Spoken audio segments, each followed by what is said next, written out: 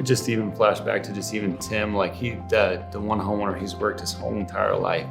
His office is set up deliberately so that every day that he works, he can see the ocean in his background and he has his golf simulator in there. And he wanted a shower that felt like he was outside. Correct. So we built him a shower that feels like he's outside. And that is what he needed to be de-stressed in a very stressful time, owning a business, working 1 million hours a week, and we provide that for people. Probably month 3 or 4 in the project, and we've already established all of the framing plans. We've already established that we're raising this ceiling and doing all these things.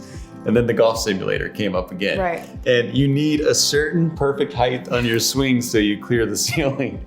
And so I remember distinctly when he's looking at me and he's like not wanting to ask. But like, please do this for me. Please, could we figure out a way to do this? 100%. Not a question. We'll rip the ceiling off of this other guy and we'll find a way to do it. It was the same thing in the master. If you remember, they went back and forth of leaving this little corner to save some money.